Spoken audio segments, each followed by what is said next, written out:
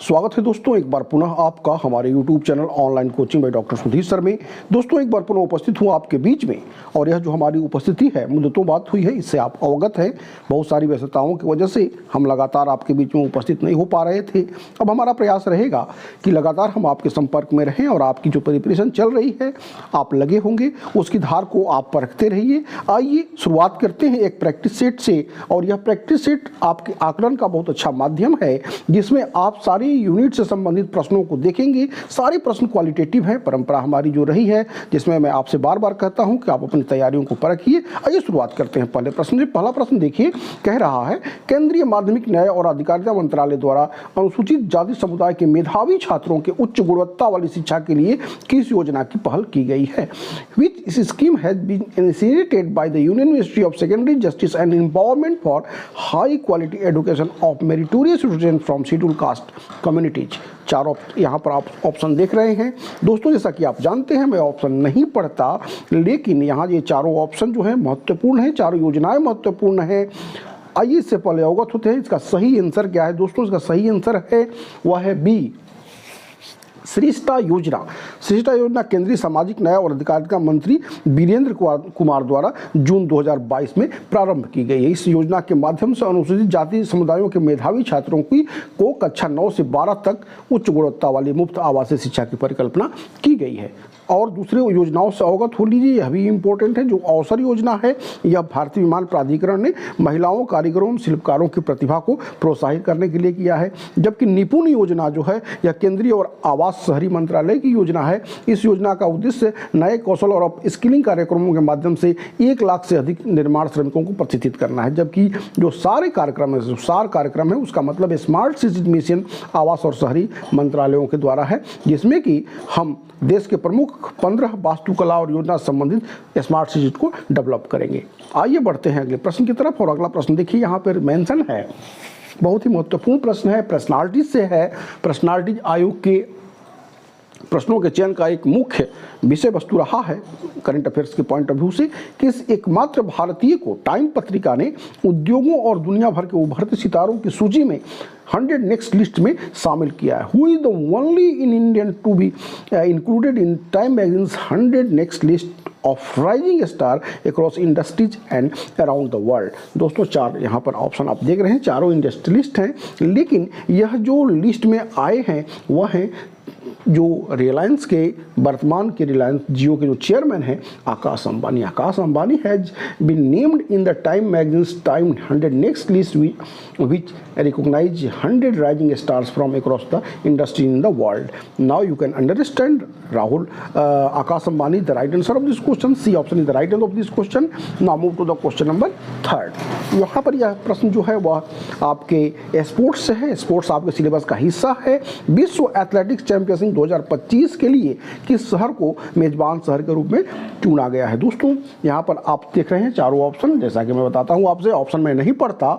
Tokyo is the right answer of this question. This is the 3rd time that the championship will be held in Japan. दोस्तों 2007 और 1991 के बाद तीसरी बार 2025 में Tokyo Japan में यह प्रतियोगिता ऑर्गेनाइज की जा रही है। अगले प्रश्न की तरफ बढ़ते हैं। अगला प्रश्न बहुत ही महत्वपूर्ण है और साइंस एंड टेक्नोलॉजीज है। जैसा कि आप जानते हैं science and technology and research से भी एक प्रश्न आपके करंट अफेयर्स में रहता है। सारी आपके यूनिट्स इंपॉर्टेंट है, उसमें करंट अफेयर्स सबसे ज़्यादा इंपॉर्टेंट हो जाता है क्योंकि यह इसका दायरा असीमित है, विशाल है। तो आइए इस प्रश्न से अवगत होते हैं। प्रधानमंत्री नरेंद्र मोदी ने भारत के किस पहले यात्री ड्रोन का अनावरण हाल ही में किया है? दोस्तों प्रधानमंत्री नरेंद्र मोदी ने, ये जो चार ऑप्शन यहाँ पर देख रहे हैं उसमें जो सही जवाब है वह है Varun. Prime minister Narendra Modi has unveiled Varuna India's first passenger drone. दोस्तों आपको हम बता दें इस ड्रोन के संदर्भ में कि यह जो डेवलप किया गया है वह स्टार्टअप सागर डिफेंस इंजीनियरिंग डिमॉन्स्ट्रेशंस के द्वारा किया गया है और इसकी जो क्षमता है वह 130 किलोग्राम भार के व्यक्ति को India's Varuna drone first can carry a human payload, has a range of 25 kilometers. The drone can carry a 130 kg payload and has 25 to 33 minutes of flight time. आइए बढ़ते हैं अगले प्रश्न की तरफ। और अगला प्रश्न देखिए, हाल ही में किस कंपनी ने इंसानों की तरह काम करने वाले ह्यूमनॉइड रोबोट ऑप्टिमस को लॉन्च किया है? दोस्तों यहाँ पर आप देखिए 4 कंपनियां हैं और चारों बहुत ही महत्वपूर्ण कंपनियां हैं, लेकिन यह कार्य किया गया है किसके द्वारा? रोबोट से प्रश्न आते रहे हैं, आप पिछले प्रश्नों का जब आकलन करेंगे, एनालिसिस करेंगे, तो यहाँ पर यह किया गया है टेस्ला कंपनी के द्वारा। और टेस्ला किसी कंपनी, आप अवगत होंगे। एक प्रश्न और आपको मिल जाएगा, टेस्ला एलन मस्क की कंपनी है और एलन मस्क जो वर्तमान में richest person of the world हैं। बढ़ते अगले प्रश्न की तरफ। और अगला प्रश्न देखिए, एक्सरसाइज से है, अभ्यास से है, सैन्य अभ्यास से है, और यह जो एक अभ्यास है वह किस देश के साथ है? किस देश के साथ भारत ने नौसेना द्विपक्षीय अभ्यास बोंगो सागर का तीसरा संस्करण आयोजित किया? दोस्तों यह अभ्यास किया गया है किसके साथ?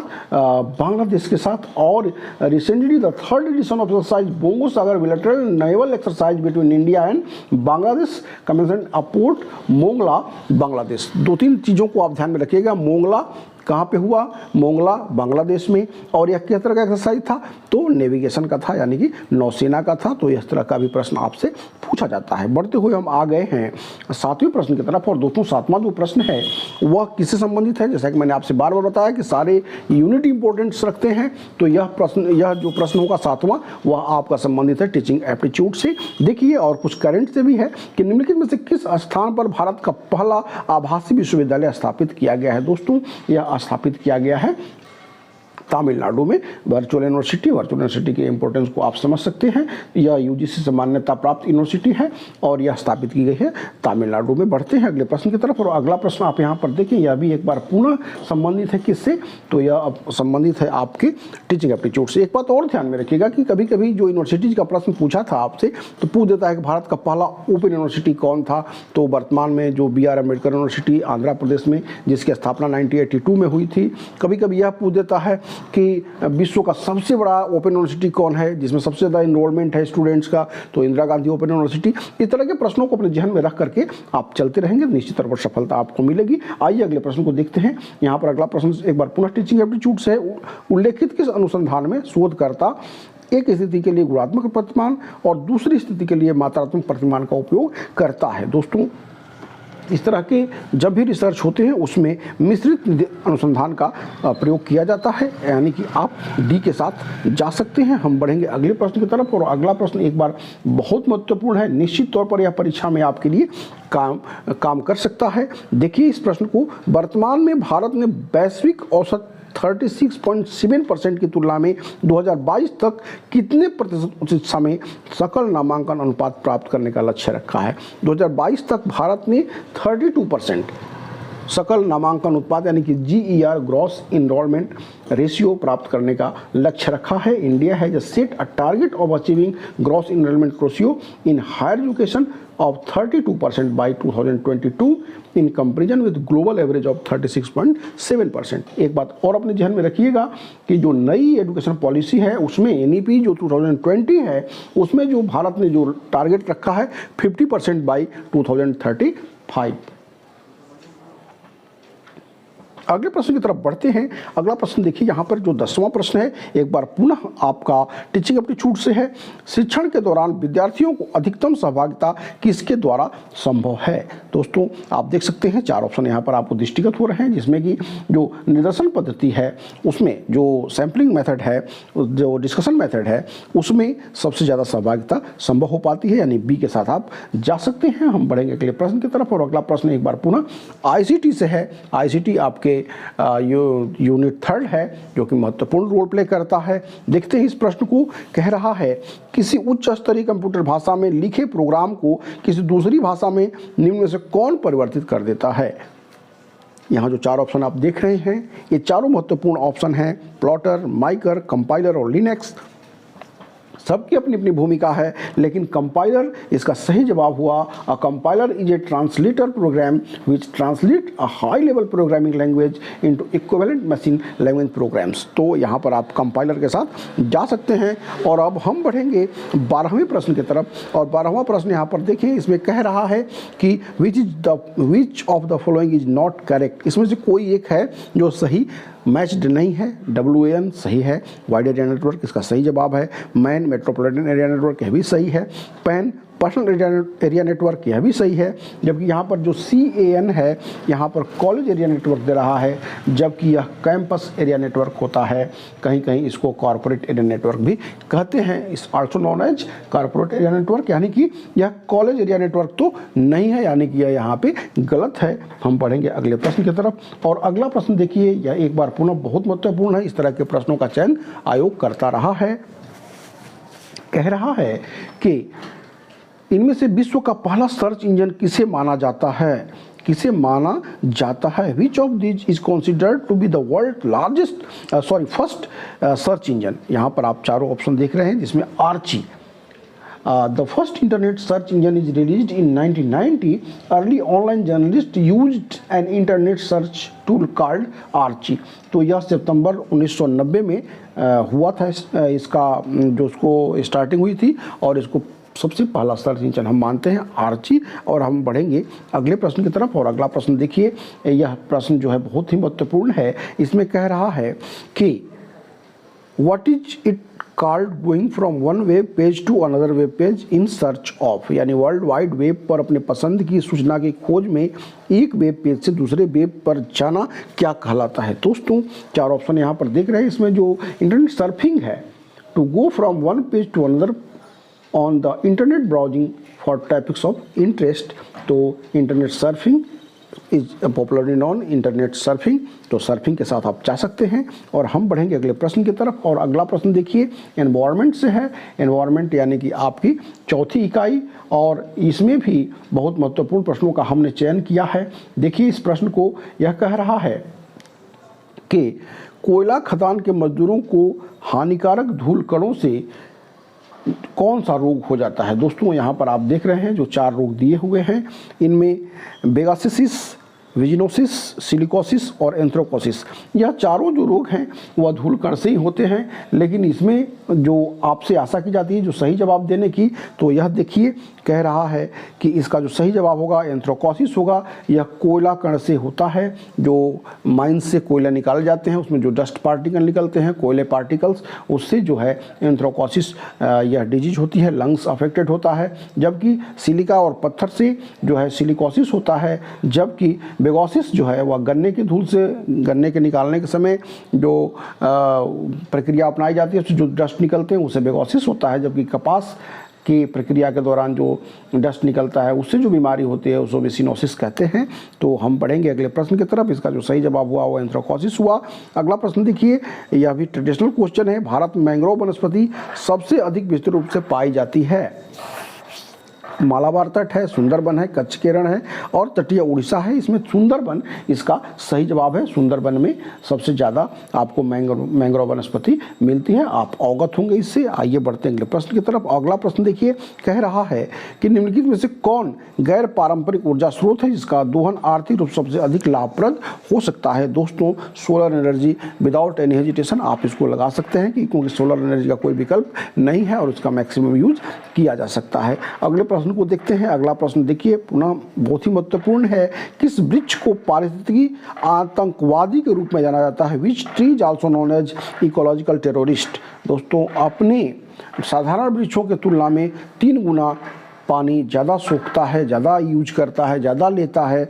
और यह कौन सा वृक्ष है? यह यूकेलिप्टस है। आप सी के साथ जा सकते हैं, इसको अपने जहन में रखिएगा, यूकेलिप्टस। और हम बढ़ेंगे अगले प्रश्न की तरफ। यह प्रश्न दोस्तों बढ़ते हुए आ गए हैं 19वें प्रश्न की तरफ, और यह प्रश्न बहुत ही महत्वपूर्ण है। आयोग ने इस तरह के प्रश्नों का चयन किया है। भारत की आर्थिक विकास की योजना जिसे बॉम्बे प्लान अथवा टाटा बिरला प्लान के नाम से भी जानते हैं, जिसे 8 उद्योगपतियों ने तैयार किया था, उनमें इसमें से कौन सम्मिलित नहीं है? ये जो 4 नाम आप देख रहे हैं, इसमें 8 लोग थे, 8 के नाम हम आपको बता रहे हैं, अगर वहाँ पर आपको ऑप्शन मिलता है एग्जाम में। लेकिन यहाँ पर देखिए, JRD Tata, Ghanshyam Das Birla, doctor John Mathai और जमनालाल बजाज। हम आपको बता दें कि इसमें जमनालाल बजाज सम्मिलित नहीं थे, जबकि जो सम्मिलित थे उनके नाम एक बार आप सुन लीजिए। JRD टाटा थे, घनश्याम दास बिरला थे, कस्तूरी भाई लाल भाई थे, सर पुरुषोत्तम दास ठाकुर थे, श्री राम थे, सर आर्देसर दलाल थे, एडी श्रॉफ थे और डॉक्टर जॉन मथाई थे। इसमें जमनालाल बजाज सम्मिलित नहीं थे। आप इसको अपने जहन में अवश्य रखिएगा। और हम बढ़ेंगे अगले प्रश्न की तरफ। और अगला प्रश्न देखिए, यहाँ पर जो आपके लिए मैंने संकलित किया है उसको देखिए। यह कह रहा है भारतीय संविधान व्यवस्था में किसका कार्यकाल सामान्यतः 5 वर्ष से ऊपर होता है। बड़ा ही महत्वपूर्ण और बड़ा ही इंटरेस्टिंग क्वेश्चन है। भारत के राष्ट्रपति का कार्यकाल 5 वर्ष का होता है, प्रधानमंत्री का कार्यकाल 5 वर्ष का होता है, लोकसभा के सदस्यों का कार्यकाल 5 वर्ष का होता है और इसमें जो राज्यसभा के सदस्य हैं उनका कार्यकाल भारतीय संवैधानिक व्यवस्था के अनुसार 6 ईयर्स का होता है। आप इससे निश्चित तौर पर अवगत होंगे। हम बढ़ते हैं अगले प्रश्न की तरफ। और अगला प्रश्न देखिए, इकोनॉमी से है। भारत में मिश्रित अर्थव्यवस्था का अर्थ है। यहाँ पर जो 4 ऑप्शन यहाँ पर दिख रहे हैं उसमें जो सही जवाब है वो मिक्स जो इकोनॉमी है उसमें हम शामिल करते हैं प्राइवेट सेक्टर को भी और पब्लिक सेक्टर को भी, यानी ए के साथ आप जा सकते हैं। A is the right answer of this question.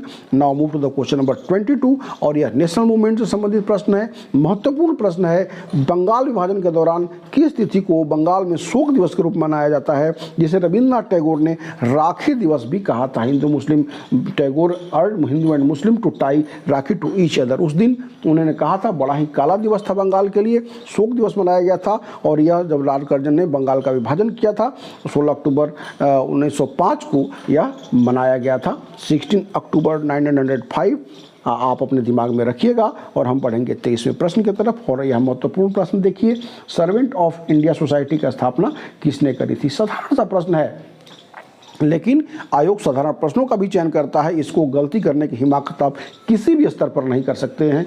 आप जब प्रोफेसर बनना चाहते हैं तो हर एक प्रश्न आपके लिए महत्वपूर्ण है, चाहे वह प्रश्न आसान हो, ट्रेडिशनल हो या घुमा फिरा कर पूछे गए हों। तो यह प्रश्न जो है इसमें इसके जो सही जवाब होगा वह होगा गोपाल कृष्ण गोखले 1905 में पुणे महाराष्ट्र में। और इसका उद्देश्य था नौजवानों को सार्वजनिक जीवन के लिए प्रशिक्षित करना। तो आप दिमाग में रखिए गोपाल कृष्ण गोखले।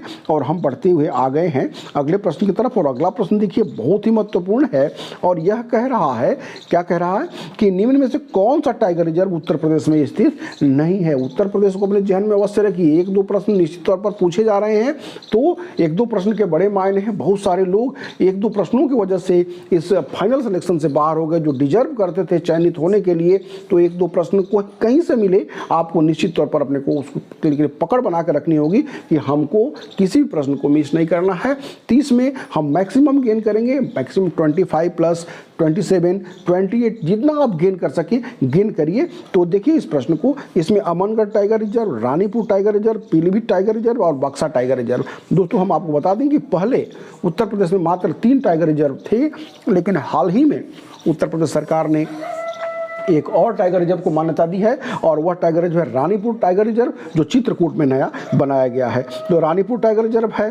अमनगढ़ टाइगर रिजर्व भी यूपी में स्थित है जो कि बिजनौर डिस्ट्रिक्ट में है, जबकि पीलीभीत आप जानते हैं पीलीभीत डिस्ट्रिक्ट में है। और एक और टाइगर रिजर्व है जो लखीमपुर खीरी में है, दुधवा टाइगर रिजर्व, जो यहाँ पे नहीं दिया गया है। और यहाँ पर दिया गया है बक्सा टाइगर रिजर्व जो कि उत्तर प्रदेश में नहीं है, यह वेस्ट बंगाल में है। अपने ध्यान में रखिएगा Buxa tiger reserve is the right answer this particular question. And now move to the question number 25। यह प्रश्न देखिए बहुत ही महत्वपूर्ण है और यह प्रश्न हो सकता है आपको परीक्षा में मिले। यहाँ पर यह कह रहा है कि बौद्ध धर्म के संघ संबंधी नियम तथा आचरण किस पुस्तक में संग्रहित हैं। दोस्तों, in which books are the Sangha's rule and practices of Buddhism stored. तो यहाँ पर देखिए विनय पिटक है, सूत पिटक है, अभिधम्म पिटक है, बुद्ध चरित है। दोस्तों विनय पिटक, नियम विनय आप जोड़ लेना, नियम विनय सूत्र पिटक है तो उपदेश की बात की गई है। अभिधम्म पिटक है, दर्शन की बात की गई है, बौद्ध धर्म के दर्शन की बात की गई है। जो बुद्ध चरित है, बुद्ध चरित के बारे में भी जानने अक्सर इससे प्रश्न आते रहता है कि किस रचना को हम बौद्धों का रामायण कहते हैं। तो बौद्धों के रामायण के रूप में बुद्ध चरित जाना जाता है और इसके रचनाकार भी कभी कभी पूछ देता है दोस्तों। तो यह अश्वघोष थे इसके रचनाकार। तो आप सारे से अवगत हो चुके हैं, लेकिन जो सही जवाब है वह है विनय पिटक। ए के साथ आप जा सकते हैं। और हम बढ़ते हुए आ गए हैं 26वें प्रश्न की तरफ। 26वें प्रश्न को देखिए बड़ा ही महत्वपूर्ण प्रश्न है और इसमें कह रहा है कि किसने कांग्रेस की उत्पत्ति के संबंध में सेफ्टी वॉल्व का सिद्धांत निम्नलिखित में से किसने दिया था? दोस्तों, कांग्रेस की बात जब भी आएगी आपके दिमाग में रहेगा 1885, आपके दिमाग में रहेगा गोकुलदास संस्कृत विश्वविद्यालय मुंबई, आपके दिमाग में रहेगा किसके समय में, लॉर्ड डफरिन के समय में सेफ्टी वॉल्व के रूप में हुई थी कि विरोध का जो स्वर है वह नेताओं के माध्यम से हो, एक सामान्य विद्रोह ना हो। तो इसका जो सही जवाब हुआ वह होगा लाला लाजपत राय। लाला लाजपत राय ने 1916 में यंग इंडिया में, अभी एक प्रश्न देख लीजिए कि यंग इंडिया की रचना किसने की थी? लाला लाजपत राय ने 1916 में यंग इंडिया में सेफ्टी वॉल्व थ्योरी का इस्तेमाल किया था और कहा था कि यह लॉर्ड डफरिन के दिमाग की उपज है। तो आप इसको अपने ध्यान में रखिएगा और हम बढ़ेंगे अगले प्रश्न की तरफ। अगला प्रश्न देखिए क्या कह रहा है कि भारत में श्वेत क्रांति का संबंध दूध उत्पादन से है, इसके जनक कौन माने जाते हैं? यानी अगर आपसे पूछा था कि श्वेत क्रांति किससे संबंधित है तो दुग्ध उत्पादन से, और इसके जनक कौन है तो डॉक्टर वर्गीज कुरियन। अगला आप देखिए option doctor M S. Swaminathan green revolution के फादर माने जाते हैं इंडियन लेवल पे, जबकि वर्ल्ड लेवल पे नॉर्मन बोरलॉग आप अवगत होंगे। Sam Pitroda is also known as father of yellow revolution. Yellow revolution related to what? Oil seeds, production of oil seeds. And the next option is Durgesh Patel is also known as father of what? ये pink revolution के father माने जाते हैं और ये pink revolution किससे related है? Meet and poultry से। तो यह सारे चीज़ों से आप अवगत हो चुके होंगे और इसी तरह के प्रश्नों को आप पढ़िए, निश्चित तौर पर आप पढ़ रहे होंगे। और परीक्षा की जो तिथि की आहट है वह शुरू हो चुकी है, कभी भी घोषणा हो सकती है और कभी भी हो। आपकी तैयारी का लेवल कुछ इस तरह से होना चाहिए कि सहर्ष आप उसमें पार्टिसिपेट करें और अपने को प्रूव करें। आप विज्ञ हैं, विद्वान हैं, आप शैक्षणिक इतिहास के, भारतीय शैक्षणिक जो परंपरा है उसके सर्वोच्च डिग्री को आपने हासिल किया है। आप चक्रवर्ती हैं, आपने PhD की डिग्री हासिल की है, आप राष्ट्रीय पात्रता परीक्षा उत्तीर्ण हैं। आपको कोई पढ़ा नहीं सकता, कोई सिखा नहीं सकता, बस एक पैटर्नों से अवगत होना है और अपने आप को प्रूव करना है। तो निश्चित तौर पर आप सफल हों। और आइए हम बढ़ते हैं अगले प्रश्न की तरफ, 28वें प्रश्न की तरफ।